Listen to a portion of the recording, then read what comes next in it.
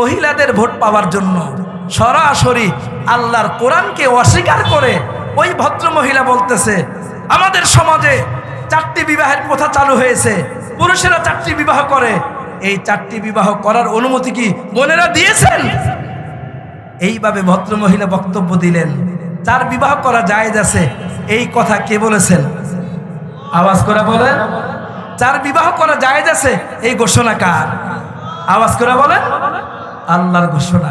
তাহলে বোন, আমার বয়সে আপনি ছোট হবেন, আমার বয়সে বড় হবেন না, নাম এজন্যই বললাম না, হয়তো সে কোনো এক দলের, নাম বললাম না, আপনারা সবাই জানেন, শুধু সতর্ক করে দেই। কোরআনের বিরুদ্ধে কথা বলে কিছু ভোটের জন্য আপনি কোরআনের বিরুদ্ধে কথা বললেন, 2-4টা ভোটের জন্য দুনিয়ার সবাই যদি ভোট দেয়, আল্লাহ যদি আপনাকে পাস না করায়, পাস করতে পারবে? কথা বলেন। পাস করাবার মালিককে আল্লাহ। পাস করালে আপনি পাস করবেন। 2-4টা ভোটের জন্য আমার মালিকের বিরুদ্ধে চলে গেলেন, মালিকের বিরুদ্ধে যুদ্ধের ঘোষণা দিয়ে দিলেন, কোরআনকে অস্বীকার করলেন। হ্যাঁ, আপনি আমার এই বক্তব্য শোনার পরে বলবেন, হুজুর আসলে আমি ভালো করে জানি না, এজন্য বলেছি। যদি আপনি না জানেন ইসলাম সম্পর্কে কেন কথা বলেন, আর ইসলাম সম্পর্কে না জেনে কথা বলার কারণ হলো তার অন্তরে আল্লাহ পাকের ভয় নাই। অনেকে রাস্তায় নেমে যায় মা বোনেরা ব্যবসা করার জন্য, কয়েকদিন ভালো থাকে, মাথায় কাপড় থাকে, শরীরে ওড়না থাকে, 2-4 দিন পরে ভাইরাল হয়ে যাওয়ার পরে ওড়না আর মাথায় থাকে না, ওড়না বুকেও থাকে না। শুধু তাই না, মেনে নিলাম আপনি দরিদ্রতার কারণে ব্যবসায় নেমে গেছেন, রাস্তা দরিদ্রতার কারণে ব্যবসা নামলেন, কিছুদিন পরেই তো যুবকের সাথে সেলফি তোলা শুরু করলেন, আবার কিছুদিন পরে স্বামীর বদনাম করা শুরু করে দিলেন, আবার কিছুদিন পরে এই ব্যবসার নাম দিয়া মা মেয়ে একসাথে নেচে নেচে ইউটিউবের মধ্যে, ফেসবুকের মধ্যে ভিডিও আপলোড দিলেন। তাহলে এই যে ভিডিও আপলোড দিয়া দিলেন, টিকটক করলেন, এই টিকটকের মাধ্যমে আপনি আমি আমাদের নামটা জাহান্নামের কাতারে লেখায় দিলাম। আওয়াজ করে বলেন কথা ঠিক কিনা? এটা তো অভাবের কারণে না রে বাবা, এটা হলো স্বভাবের কারণে। আমাদের কিছু মা বোনেরা আছে, তারা অভাবের রাস্তায় নামে নাই, তারা তাদের স্বভাবের কারণে রাস্তায় নামছে। যদি আপনার আমার স্বভাবই ভালো না হয়, আমি আমার শ্রোতা বন্ধুদেরকে বলবো, যুবক বাবাজিদেরকে বলবো, যেই মেয়েটা রাস্তায় নেমে কেক বিক্রি করতেছে, আমি তার সাথে সেলফি তুললাম, আবার তাকে বাজে প্রশ্ন করলাম, হাসাহাসি করলাম, আপনি হাসাহাসি করে পর্দা লঙ্ঘন করে আপনি তার কাছ থেকে কেক কিনে খাইলেন, অথবা তার কাছ থেকে কোনো পণ্য নিলেন, একটু হাসি মস্কারিও করলেন, আপনি কেক খাইলেন না, নিজ হাতে জাহান্নামের খাবার নিজের মুখের মধ্যে ঢুকায় দিলেন। আওয়াজ করে বলেন কথা ঠিক না বেঠি? মোহতারাম হাজিরিন, চলে চলে কৌশলে ক্ষণে ক্ষণে আপনি আমি গুনাহের কাজ করে যাইতেছি। কেন? আল্লাহ পাকের ভয় নেই। এজন্য পয়গম্বর মূসা আলাইহিস সালাতু ওয়াস সালামের জামানায় এক মা স্বামীহারা হলেন, স্বামী মারা গেছে পয়গম্বর মূসা আলাইহিস সালাতু ওয়াস সালামের জামানায়। এখন স্বামী মারা যাওয়ার পরে খাবার যা ছিল খাবার শেষ হয়ে গেছে, কামাই করার মতো কেউ নাই। পয়গম্বর মূসা বলেন, ওই মহিলার স্বামী মারা গেছেন, দুনিয়াতে কামাই করার মতো কোনো ব্যক্তি ছিল না। এজন্য আল্লাহর বান্দি একটা পুত্র সন্তান বয়স হবে 5 থেকে 6 বছর, এই বাচ্চার খাবারও শেষ হয়ে গেছে। এখন যখন খাবার শেষ হয়ে গেছে তো বাচ্চা কাঁদতেছে, মা আমার তো অনেক ক্ষুধা লেগেছে, একটু খাবারের ব্যবস্থা করো না। আর মার কথা হলো, আমি মহিলা মানুষ, কোথায় যাব কাজের জন্য? সন্তান না খেয়ে আছে, মা সহ্য করতে পারে না। এখন তো যুবকেরা একটু বড় হয়ে গেলে মা আর বাবাকে চেনে না। ও যুবক শুনে যাও আজকের এই পয়গম্বর মূসার ঘটনা। মার দিকে তাকিয়ে বাচ্চা কাঁদে, আর বাচ্চা বলে, মা আমার আব্বা যদি বেঁচে থাকতেন তাহলে আমাকে এইভাবে না খেয়ে থাকতে হইতো না, মা আর পারি না, আমার জন্য খাবারের ব্যবস্থা করো। আল্লাহর বান্দি খাবারের জন্য, পেটের জন্য না খেয়ে আছে, মারা যাবে, সন্তান না খেয়ে আছে, মারা যাবে, নিজেরও খাবারের মতো কিছু নাই। এজন্য তিনি রিজিকের জন্য অভাবে তিনি ঘর ছাড়লেন, স্বভাবে না। আমাদের মা বোনেরা যারা স্বভাবের কারণে ঘর ছাড়বে, খোদার কসম করে বলি, এরকম মহিলা যাদের ঘরে আছে, স্বভাবের কারণে যারা ঘর থেকে বের হয়ে হয়ে ব্যবসা বাণিজ্যে নেমে পর্দার সীমা লঙ্ঘন করে, তারা কখনো সমাজের জন্য ভদ্র মহিলা হতে পারে না। আওয়াজ করে বলেন ঠিক না বেঠিক?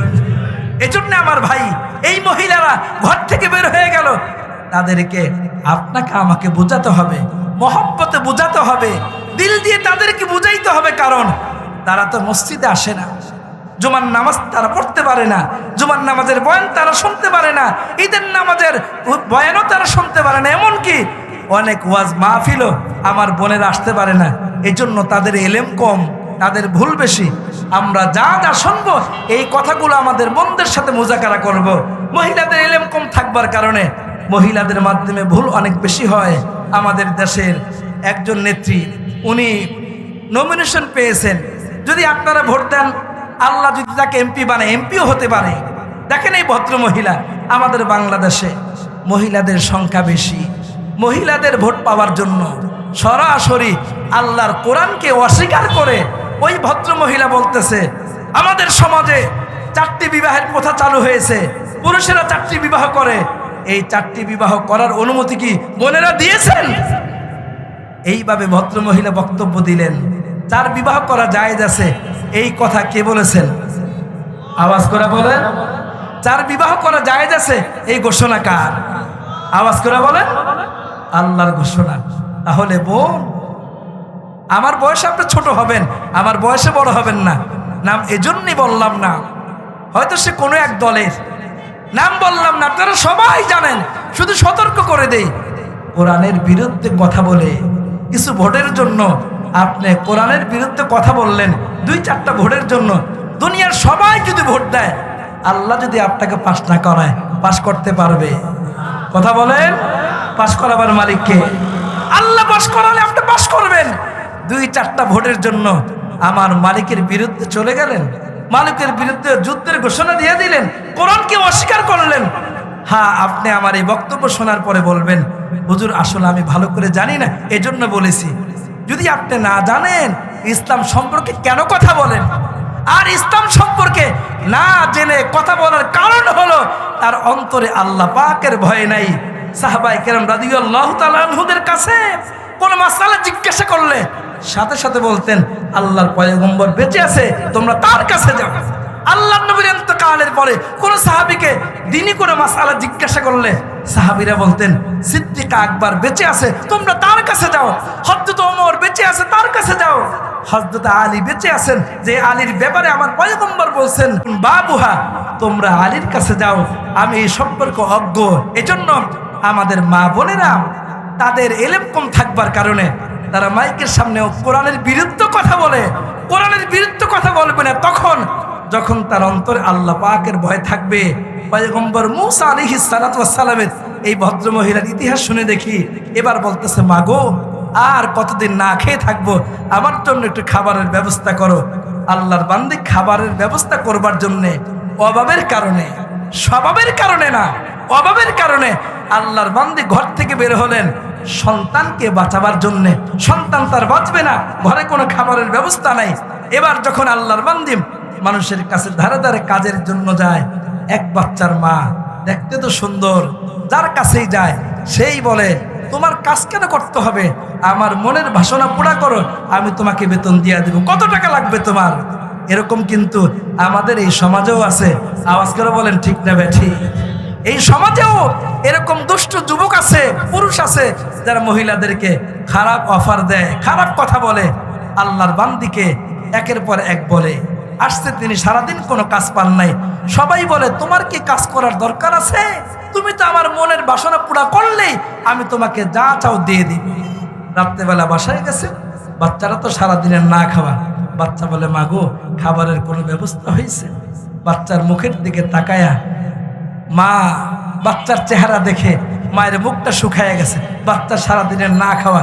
এবার বাচ্চা বলতেছে, মা, আমার আব্বা থাকলে আমি এইভাবে না খেয়ে থাকতাম না। মা খুব ব্যথা পাইলেন। পরের দিন তিনি সিদ্ধান্ত নিলেন, গুনাহ হোক যা হোক, তিনি গেলেন।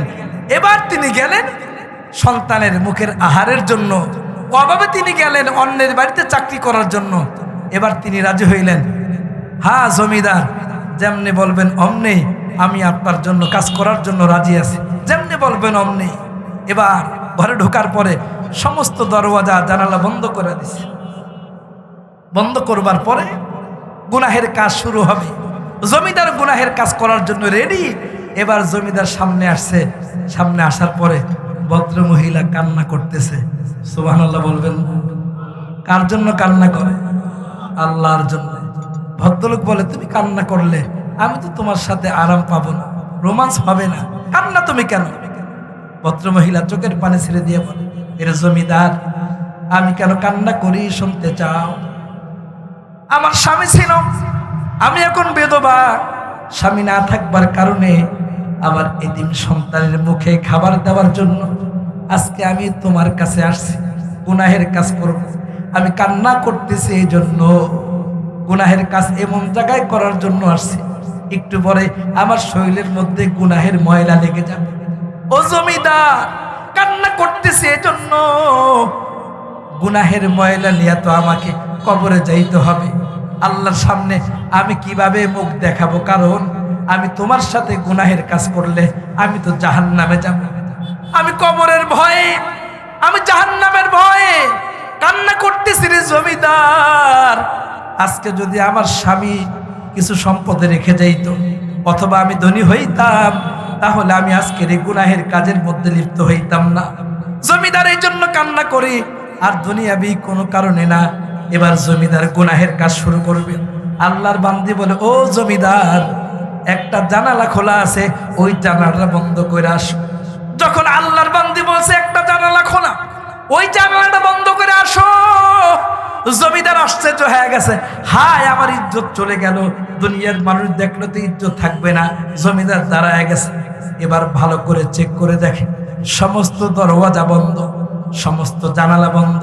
কাছে এসে বলে, এই আল্লাহর বান্দি মিথ্যা কথা কেন বলো? সব দরওয়াজাই তো বন্ধ করে দিছি, জানালাও বন্ধ করে দিছি, মিথ্যা কথা কেন বলো? আল্লাহর বান্দি চোখের পানি ছেড়ে দিয়ে বলে, এর জমিদার, সব জানালা বন্ধ করতে পারো, একটা জানালা খোলা থাকে, ওইটা হলো আল্লাহর জানালা। ওই জানালা দুনিয়ার কোনো মানুষ বন্ধ করতে পারে না। জমিদার, তুমি হাজারো চেষ্টা করতে পারো, তুমি দুনিয়ার সব দরজা জানলা বন্ধ করতে পারো, আল্লাহ পাক রব্বুল আলামিন যে দেখে, দরওয়াজা বন্ধ হইল মালিক দেখে, পানির নিচেও মালিক দেখে। তুমি গোপনে গোপনে লাইট নিবাইলে অন্ধকারে, দুনিয়ার কেউ না দেখলে আল্লাহ দেখতে থাকে।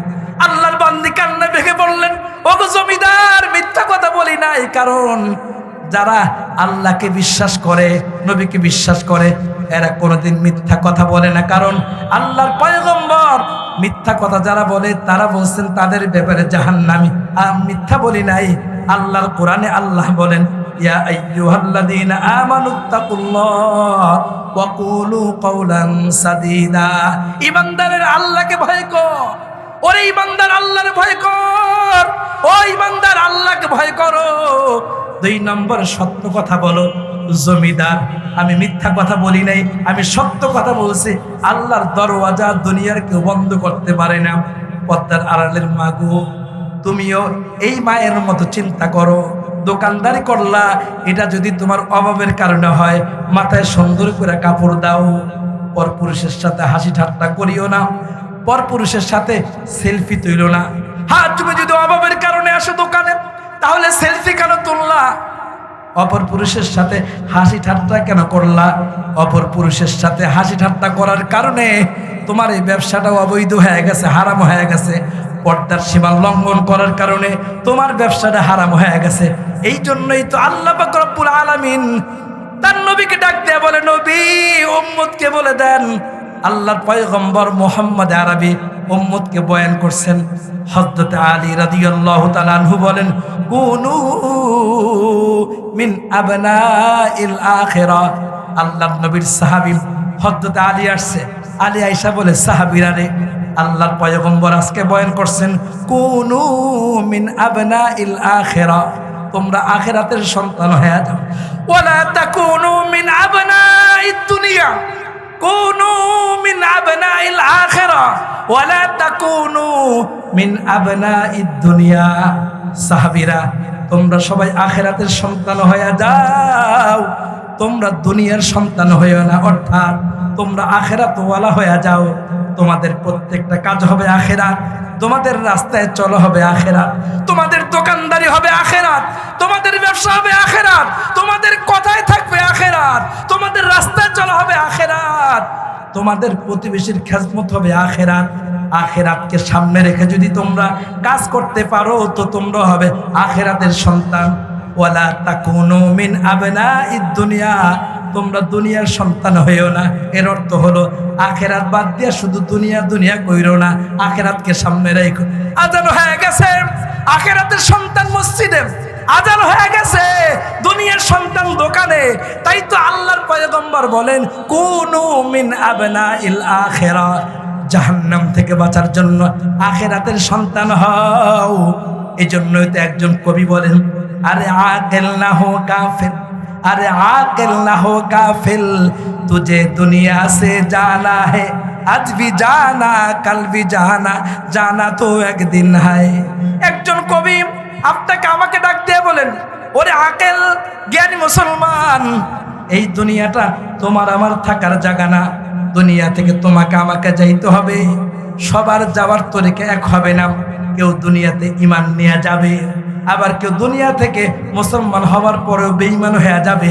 এই জন্য কবি বলেন দুনিয়া থেকে ইমানদার হয়ে যাওয়ার জন্য নামাজটা নামাজের সময় পড়ো, আব্বা আম্মার খেজমত করো, নামাজটা নামাজের সময় পড়ো, আব্বা আম্মার খেজমত করো, সময় সুযোগ পাইলে তাহাজ্জুদে দাঁড়ায়া যাও।